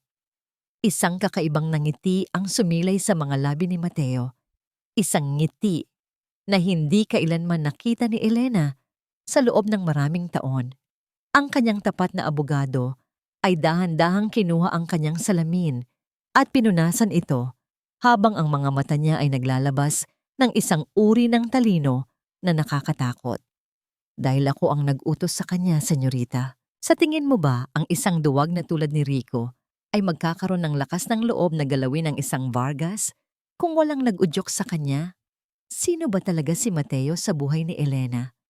Isa ba siyang tagapagtanggol o siya ang tunay na arkitekto ng lahat ng paghihirap ni Elena para makuha ang buong imperyo ng Vargas? At ang boses ng ama ni Elena, isang multo ba ito ng nakaraan o isang babala para sa hinaharap? Ang bawat salitang lumalabas sa bibig ni Mateo ay tila mga patak ng lason na dahan-dahang pumapasok sa mga bukas na sugat ng puso ni Elena. Ang lalaking itinuring niyang tagapagligtas, ang tanging tao na pinagkatiwalaan niya sa gitna ng kanyang pagkawasak, ay siya palang may-ari ng kamay na humihila sa mga kwerdas ng kanyang paghihirap. "Bakit, Mateo?" Ang tanong ni Elena. Ang kanyang boses ay nanginginig hindi dahil sa takot, kundi dahil sa matinding puot na tila sasabog sa kanyang dibdib. "Binigay ko sa iyo ang lahat ng tiwala ko. Itinuring kitang higit pa sa isang abogado. Bakit mo ito ginagawa?" Dahan-dahang ibinalik ni Mateo ang kanyang salamin sa kanyang mata. Ang kanyang mukha ay nanatiling kalmado, Tila ba pinag-uusapan lamang nila ang isang simpleng kontrata sa negosyo. Dahil ang mundong ito ay hindi para sa mga taong pusong mamon, Elena. Ang ama mo, si Don Eduardo, ay masyadong naging mabait. Akala niya, ang pagpapatakbo ng isang imperyo ay tungkol sa integridad. Ngunit ang totoo, ang kapangyarihan ay para lamang sa mga taong kayang pumatay ng sarili nilang damdamin. Yumuko si Elena at tiningnan ang kanyang mga kamay na puno ng putik. Sa gitna ng dilim, nakita niya ang munting kislap ng kanyang singsing, isang hiyas na ibinigay ni Mateo bilang simbolo ng kanyang pagbabalik sa trono. Sa isang marahas na pagkilos, hinubad ni Elena ang singsing at itinapon ito sa gitna ng bukas na hukay ng kanyang ama. Ang tunog ng pagtama ng metal sa basang lupa ay tila isang huling hudyat ng pagputol ng kanyang huling ugnayan sa kasinungalingan. Sa unang pagkakataon, naramdaman ni Elena ang lamig ng hangin sa kanyang hubad na daliri. Isang lamig na nagpapaalala sa kanya na mas mabuti pang maging mag-isa kaysa mapaligiran ng mga buwayang nakasuot ng Amerikana. Ginamit mo si Rico, wika ni Elena, habang dahan-dahang umaatras patungo sa direksyon ng kanyang sasakyan. Pinanood mo akong masaktan, pinanood mo akong itapon sa kalsada. Lahat ng yon ay para lamang mapunta ako sa iyo at ibigay ang lahat ng biometric access ng kumpanya. Matalino ka nga talaga. Ngumiti si Mateo, isang ngiting walang init. Kailangan mong maranasan ang pinakamababa na punto ng buhay mo para wala kang ibang makitang takbuhan kundi ako. Ang pagpapakasal mo kay Rico ay isang istorbo, kaya kailangan ko siyang hikayatin na ipakita ang tunay niyang kulay. At ang paghukay sa puntod, iyon ang huling pagsubok para masiguro kung ibibigay mo ang huling code. Biglang tumunog ang paligid ng isang malakas na huni ng sirena mula sa malayo. Ngunit hindi ito ang mga van ni Sarah Cruz. Ito ay mga sasakyan ng lokal na pulisya. Akala mo ba ay si Sarah lang ang alas ko? Wika ni Mateo habang inilalabas ang kanyang sariling telepono. Tinawagan ko na sila. Isusumbong kita sa pagnanakaw ng sarili mong kumpanya at sa pagmamanipula ng mga pondo. Sa tingin mo ba, paniniwalaan nila ang isang babaeng galing sa putikan kaysa sa isang respetadong abogado? Ngunit bago pa man makahakbang si Mateo patungo kay Elena, isang boses ang umalingaw-ngaw mula sa speakers ng sasakyan ni Elena. Ang boses ng kanyang ama, si Don Eduardo. Ngunit sa pagkakataong ito ay mas malinaw at puno ng awtoridad.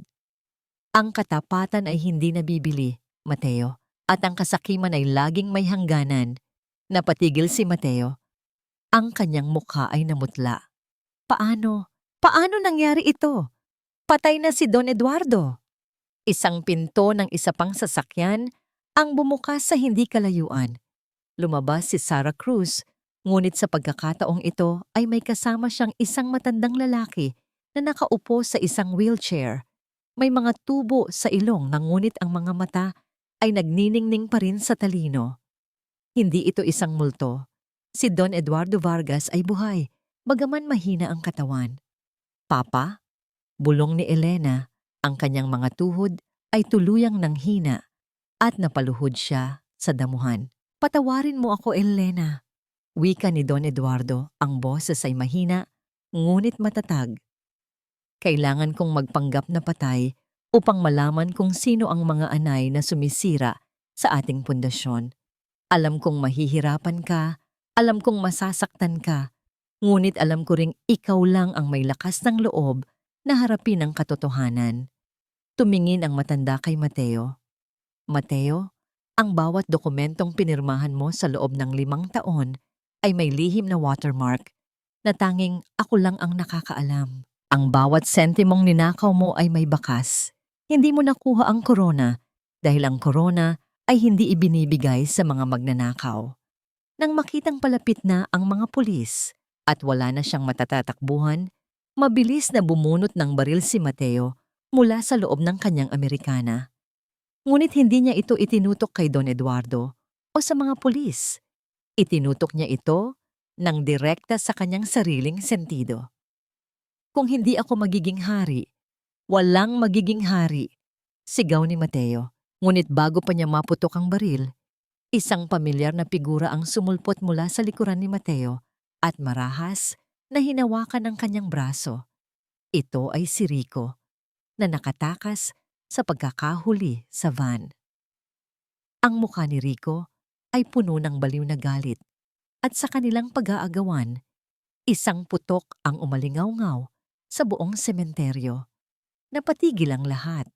Isang katawan ang dahan-dahang bumagsak sa basang lupa habang si Elena ay nakatingin ng may takot at pangamba. Sino ang tinamaan ng bala? At sa muling pagkabuhay ng kanyang ama, magagawa pa kaya ni Elena na patawarin ang mga taong gumamit sa kanya bilang pain sa isang madugong laro ng kapangyarihan? Ano ang tunay na kondisyon ni Don Eduardo at bakit niya hinayaan na dumanas si Elena ng 3 taon na impyerno bago siya nagpakita? May mas malalim pa bang dahilan sa likod ng kanyang pagkamatay? Ang bawat pintig ng katahimikan pagkatapos ng putok ng baril ay tila isang habambuhay na paghihintay. Sa ilalim ng malamlam na ilaw ng sementeryo, bumagsak si Rico sa basang damuhan. Hawak ang kanyang balikat kung saan dumanak ang kaunting dugo na mabilis na hinugasan ng ambon. Si Mateo naman ay agad na dinaluhong ng mga tauhan ni Sarah Cruz. Ang kanyang mukha ay nakasubsob sa putikan, ang mismong putikan na binalak niyang pagtapunan kay Elena. Tapos na, Mateo. Ang bawat laro ay may huling yugto. Malamig na wika ni Sarah habang hinihigpitan ang posas sa abogado. Ngunit hindi ang pagkakaaresto kay Mateo ang nagpako sa paningin ni Elena. Dahan-dahan siyang lumingon sa lalaking nasa wheelchair, ang kanyang ama. Ang lalaking gabi-gabi niyang iniyakan, ang lalaking ipinagluksa niya sa loob ng 5 taon. Bakit, Papa? Ang unang salitang lumabas sa mga labi ni Elena ay hindi puno ng saya, kundi ng isang malalim at nanunumbat na hapdi. 3 taon. 3 taon akong naging alila. 3 taon akong sinampal, niliit at tinapak-tapakan ng dangal. Alam mo ba kung gaano kalamig ang matulog sa sahig ng kusina habang iniisip ko kung bakit mo ako iniwan? Dahan-dahang inabot ni Don Eduardo ang nangangatog na kamay ni Elena. Sa gitna ng dilim, hinawakan ng matanda ang palad ng anak. Ang mga daliring may mga peklat pa rin mula sa pagtatrabaho sa mansyon ng mga Santa Maria. Kinuha ni Don Eduardo ang isang malinis na panyo at marahang pinunasan ng putik sa mga kuko ni Elena. Tila ba ibinabalik niya ang kalinisan at dangal ng kanyang prinsesa. Isang patak ng luha ang bumagsak mula sa malabo ng mga mata ng matanda patungo sa kamay ni Elena. Isang hiling ng patawad na hindi kayang bayaran ng lahat ng bilyon sa mundo. Patawarin mo ako, nene. Bulong ng matanda, gamit ang palayaw na tanging siya lang ang tumatawag sa kanya. Kailangan mong maging matatag. Dahil alam kong darating ang araw na ikaw na lang ang mag-isang titindig para sa ating pamilya. Hindi ko ginustong masaktan ka, pero kailangan nating malaman kung sino ang tunay na tapat. Mula sa damuhan, pilit na bumangon si Rico habang inaalala yan ng mga pulis. Ang kanyang mukha ay puno ng pait at pagsisisi. Tumingin siya kay Elena, hindi na bilang isang asawa, kundi bilang isang taong nawalan ng lahat dahil sa sariling kahangalan. Elena, tawag ni Rico. Ang boses ay nanginginig sa sakit at panghihina. Hindi ko hinihinging patawarin mo ako. Alam kong wala akong karapatan. Pero sana malaman mong sa kabila ng lahat ng kasalanan ko, minahal kita sa paraang alam ko. Nabulag lang ako ng takot na maging mahirap muli. Tumingin si Elena kay Rico. Wala na ang galit na naglalayab sa kanyang dibdib kanina. Ang natira na lang ay isang malalim na pagod. Ang pag-ibig na may kasamang pananakit ay hindi pag-ibig, Rico. Iyan ay pagmamay-ari. Ngayon, malaya ka na sa akin at malaya na rin ako sa iyo. Habang isinasakay si Rico at Mateo sa magkahiwalay na sasakyan, isang huling sulyap ang ibinigay ni Elena sa sementeryo. Ang ulan ay tumitila na at ang unang sinag ng bukang liwayway ay dahan-dahang sumisilip sa abot tanaw. Mateo, tawag ni Elena bago tuluyang maisara ang pinto ng sasakyan ng pulis. Ang huling code na hinahanap mo? Hindi iyon tungkol sa pera. Ang code ay ang petsa kung kailan mo ako unang niloko. Alam ko na ang lahat noon pa man. Naghintay lang ako na ikaw mismo ang maghubad ng iyong maskara. Nanghina si Mateo sa loob ng sasakyan. Ang lahat ng kanyang talino ay natalo ng isang babaeng akala niya ay kaya niyang diktahan. Ilang linggo ang lumipas. Ang mansyon ng mga Vargas ay muling nabuhay. Ngunit hindi na ito ang mansyon na puno ng mga lihim. Si Elena ay unti-unti nang bumabalik sa pagpapatakbo ng kumpanya sa tabi ng kanyang ama na dahan-dahan ding bumubuti ang kalusugan. Isang hapon, habang nakaupo si Elena sa beranda, lumapit si Sara Cruz. Nahanap na namin si Doña Imelda, Elena. Nakita siya sa isang pampublikong palengke sa probinsya. Namamalimos siya ng pagkain at tila hindi na niya kilala ang sarili niya dahil sa tindi ng trauma. Napatigil si Elena sa pag-inom ng kanyang tsa. Hayaan niyo na siya. Ang pagkabilanggo sa sariling isipan ay sapat na parusa para sa isang taong ang tanging sinamba ay ang sariling dangal. May isa pa kaming nahanap. Dugtong ni Sara habang may iniaabot na isang lumang dokumento. Ito ay nakuha namin sa mga gamit ni Mateo. Isa itong lihim na kasunduan na nilagdaan ng asawa mo, si Rico. Bago pa kayo ikasal, isang kasunduan na nagpapatunay na hindi si Mateo ang lumapit sa kanya, kundi si Rico ang kusang nagbenta ng impormasyon tungkol sa iyo kapalit ng puhunan para sa kanyang kumpanya. Nanigas si Elena. Ang huling piraso ng kanyang paniniwala sa tao ay tila gumuho. Ibig sabihin, mula pa noong una, ang lahat ng pag-ibig ni Rico ay isang transaksyon lamang? Lumingon si Elena sa kanyang ama at nakita niyang nakatingin din ito sa kanya ng may lungkot. May hindi ka pa sinasabi sa akin, Papa, tungkol sa kasunduang yan? Ano ang tunay na nakasulat sa kasunduang yon? At bakit tila alam ni Don Eduardo ang tungkol dito bago pa man maganap ang kasal? May mas malaki pa bang sakripisyo na ginawa si Elena na hindi niya alam? Ang bawat titik sa lumang dokumentong hawak ni Elena ay tila mga uod na dahan-dahang kumakain sa huling piraso ng kanyang puso. Ang petsang nakasulat ay 1 linggo bago ang kanilang kasal, ang panahon kung kailan akala niya ay pinakamahal siya ni Rico. Ngunit sa likod ng mga mabulaklak na salita at pangako, naganap ang isang transaksyon, ang pagbebenta ni Rico sa mga lihim na impormasyon ni Elena kapalit ng puhunan para sa bumabagsak na negosyo ng mga santa. Maria, dahan-dahang itinuon ni Elena ang kanyang paningin sa kanyang ama na nakaupo sa tapat niya. Ang liwanag ng papalubog na araw sa beranda ay nagbibigay ng mahahabang anino sa mukha ni Don Eduardo. Alam mo ito, Papa?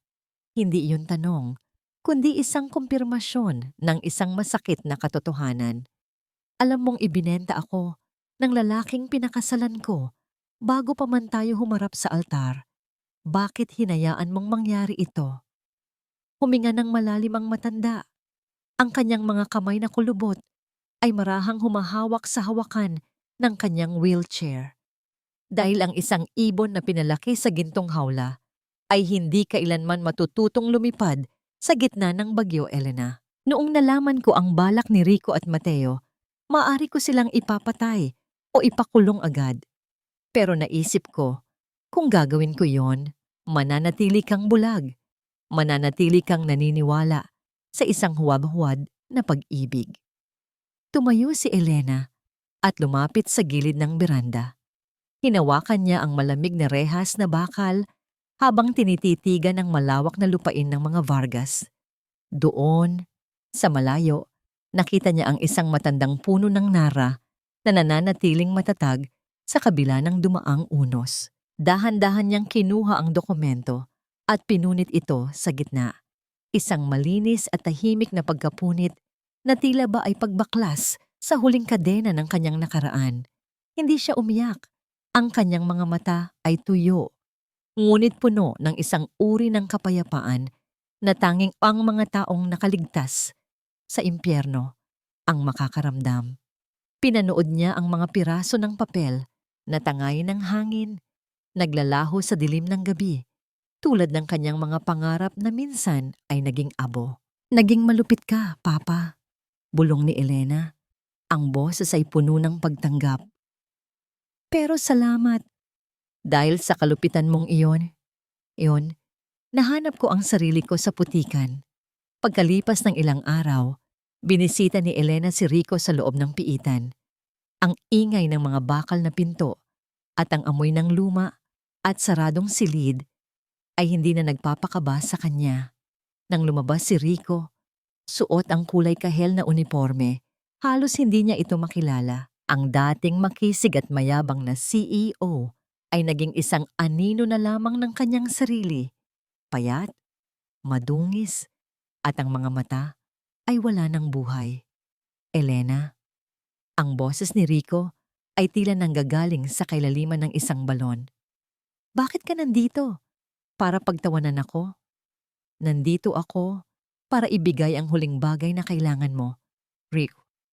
Tugon ni Elena habang inilalapag ang isang maliit na sobre sa lamesa. Naglalaman ito ng mga papeles ng diborsyo na nilagdaan na niya at ang tsinelas na pinulot ni Rico sa mansyon noon. Iyan ang huling alaala na iiwan ko sa'yo, wika ni Elena. Ang tsinelas na yan ang nagpapaalala sa akin kung sino ako noon. Isang babaeng handang magsakripisyo para sa pag-ibig. Ngayon, itatago mo yan para maalala mo kung sino ang babaeng sinayang mo dahil sa kasakiman. Patawarin mo ako, Elena. Please, kahit isang pagkakataon lang. Pagmamakaawa ni Rico. Ang kanyang mga kamay ay pilit na inaabot ang salamin na naghihiwalay sa kanila. Ang patawad ay naibigay ko na, Rico. Hindi para sa iyo, kundi para sa sarili ko.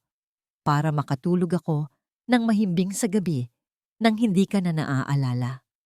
Tumayo na si Elena at hindi na lumingon pa sa hiyaw ng pagsisisi ng lalaking minsan ay naging mundo niya. Paglabas niya sa presinto, sinalubong siya ni Sara Cruz at Mateo.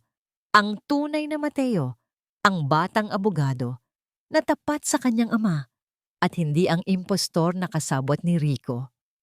Handa ka na ba, senyorita? Tanong ni Sara nang may ngiti. Ang kumpanya ay nangangailangan na ng bagong leader. Tumingin si Elena sa langit.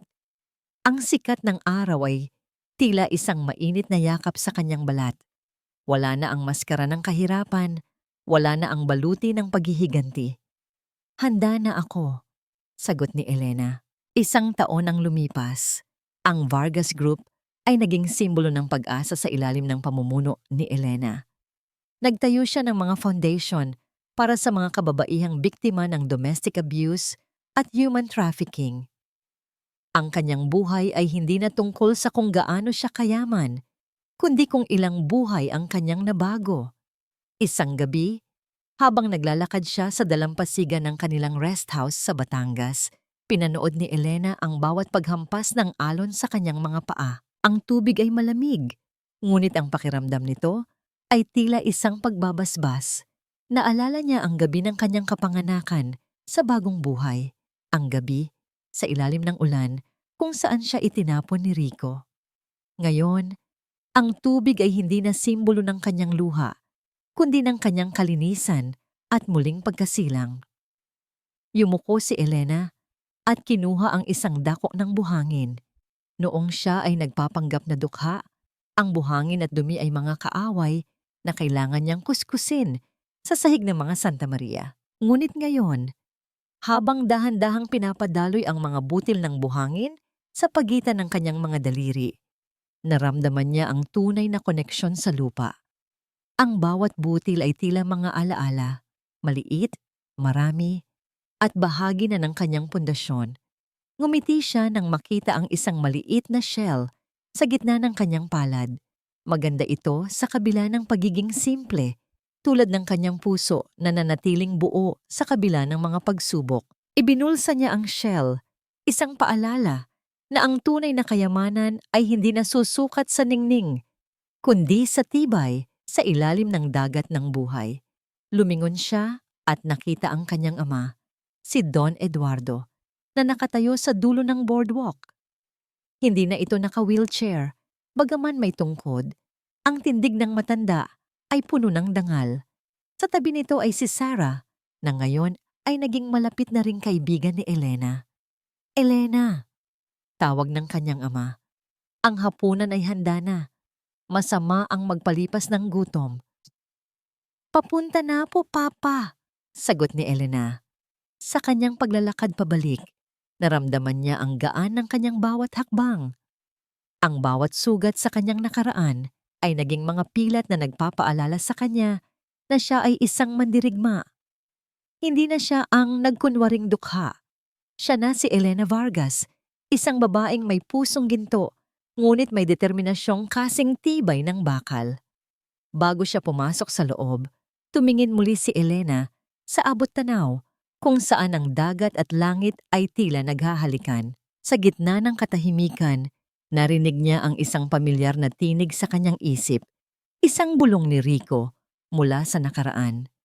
Sino ka ba talaga, Elena? Tumingala siya at bumulong sa hangin. Ako ang babaeng hindi mo kayang wasakin.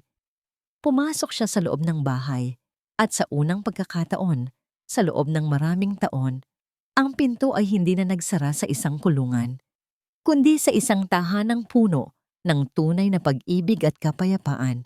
Nakalipas ang 5 taon, ang pangalang Santa Maria ay naging isang bahagi na lamang ng madilim na kasaysayan ng lungsod. Si Rico ay nanatili sa loob ng piitan, kung saan natutunan niyang mabuhay ng payak, habang si Doña Imelda ay dahan-dahang namuhay sa isang pasilidad kung saan ang bawat araw ay isang paghahanap sa kanyang nawalang alaala. Wala nang galit sa puso ni Elena para sa kanila. Ang puot ay isang pabigat na matagal na niyang ibinagsak sa dagat. Sa loob ng opisina ng Vargas Group, isang bagong leader ang nakaupo. Si Elena, sa kanyang simpleng puting blusa at walang gaanong alahas, ay nagbabasa ng mga ulat tungkol sa kanilang mga scholarship programs. Oo, ang pagpapatawad ni Elena ay hindi nangangahulugang kinalimutan niya ang sakit. Pinatawad niya ang nakaraan dahil alam niyang ang pagkapuot ay isang uri ng pagkabilanggo na mas malala pa sa selda ni Rico. Pinatawad niya ang sarili niya sa pagiging bulag noon, at sa pagpapatawad na yon, nahanap niya ang susi sa kanyang kalayaan. Ang kapayapaan ni Elena ay hindi nanggaling sa kanyang mga bilyon sa bangko. Nahanap niya ito sa bawat ngiti ng mga batang tinutulungan ng kanyang foundation. Nahanap niya ito sa bawat hapunan kasama ang kanyang ama, kung saan ang tanging pinag-uusapan ay ang kagandahan ng araw at hindi ang takbo ng stock market. Ang kanyang puso ay naging isang payapang lawa, malalim, malinaw, at hindi na natitinag ng anumang bato ng paninira. Ang kwento ni Elena ay isang paalala na ang ating halaga ay hindi itinatakda ng kung paano tayo tinatrato ng ibang tao.